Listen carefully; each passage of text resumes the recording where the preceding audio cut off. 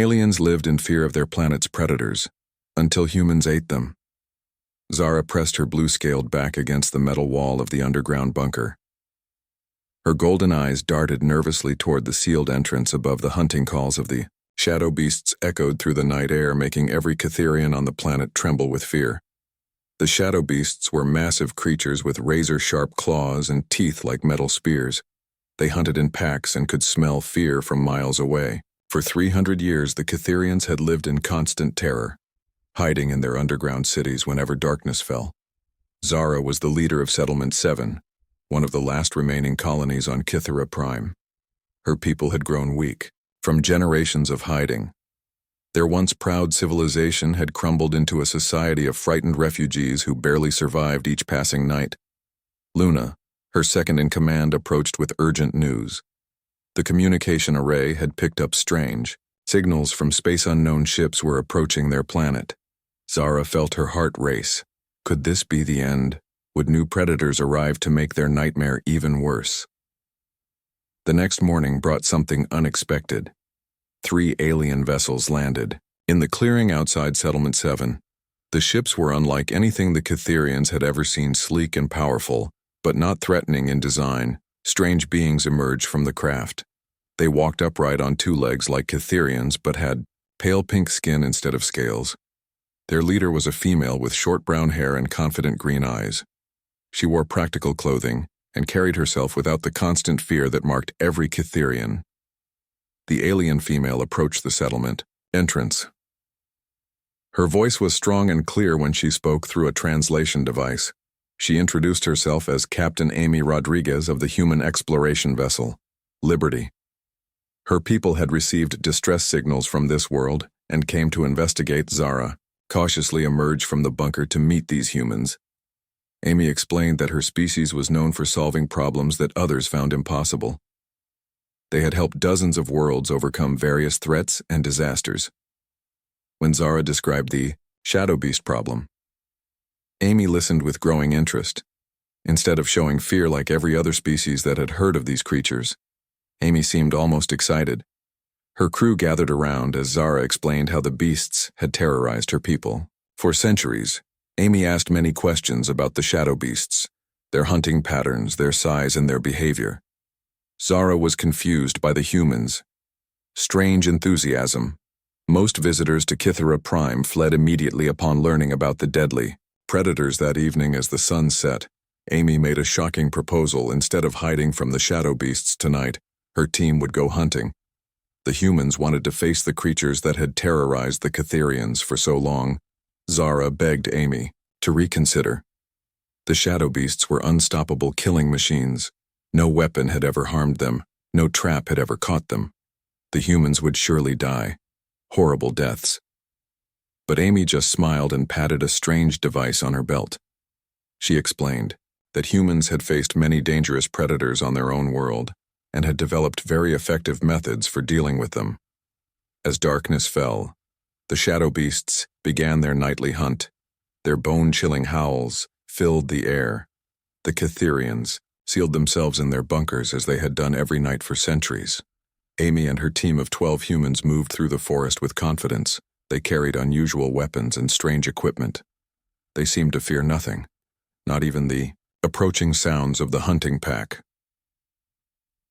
The first shadow beast appeared between the trees, its massive form moving like liquid darkness. Its yellow eyes glowed with hunger, and its claws scraped against stone as it stalked toward the humans. Instead of running, Amy raised her weapon and fired. The blast struck the shadow beast's center mass. The creature stumbled but did not fall. Its thick hide had protected it from countless attacks over the centuries. But something was different this time. The beast looked confused and slightly dazed. Amy fired again and again, each shot finding its mark. The other humans joined the attack with their own weapons. The shadow beast tried to charge, but its movements were slow and unsteady. More beasts emerged from the darkness to help their packmate, but they too seemed affected by the human weapons. Within minutes, the entire pack of 7 shadow beasts lay motionless on the forest floor. The humans had accomplished in one night what the Catherians had failed to do in 3 centuries. Zara and her people emerged from their bunkers in disbelief. The creatures that had haunted their nightmares were dead. The humans stood victorious over their ancient enemies. Me explained that their weapons used a special frequency that disrupted the shadow beasts' nervous systems. The creatures were not invincible. They just had never faced this particular type of attack before, but the humans were not finished with their work. Amy examined the fallen shadow beasts and made another surprising announcement. The creatures were not just defeated, they were also edible. The humans began preparing the shadow beast meat for cooking. They built fires and brought out seasoning from their ships. Amy explained that her people had eaten similar predators on their homeworld. These beasts would provide excellent protein for both species. That night, for the first time in centuries, the Catherians sat around open fires under the stars. The smell of cooking shadow beast filled the air. Luna took her first bite and declared it delicious.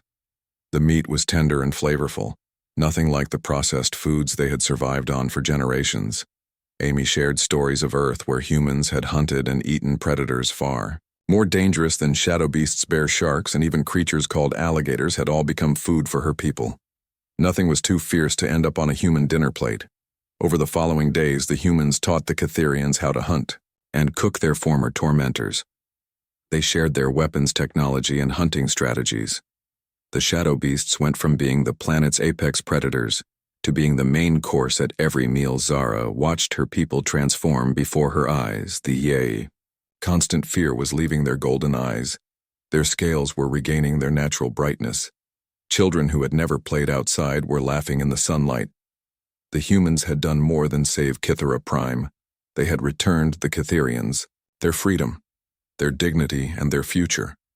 The planet that had been a prison of terror became a world of opportunity once again. As Amy's ship prepared to leave, Zara presented her with a gift made from shadow beast scales. It was a token of eternal gratitude from a species that had been saved by the humans' remarkable ability to turn any threat into dinner. Amy accepted the gift with a smile and promised to spread word throughout the galaxy that GalacticPrime was now safe for trade and tourism. The former world of nightmares would become a thriving center of galactic civilization. The humans departed as heroes, but their legacy remained. The Catherians continued hunting shadow beasts, and soon the creatures became so rare they were considered a delicacy. Restaurants across the galaxy paid high prices for authentic Catherian shadow beast steaks. Zara became the first Catherian to leave her homeworld in 3 centuries. She traveled to Earth to study human hunting techniques and returned with even more effective methods for dealing with dangerous creatures. The story of how humans ate the monsters that terrorized an entire planet became legend throughout the galaxy.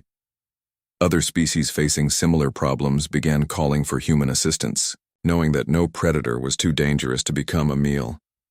Years later, when young Catherians asked about the old days, Zara would smile and tell them about the brave humans who turned their greatest fear into their favorite food.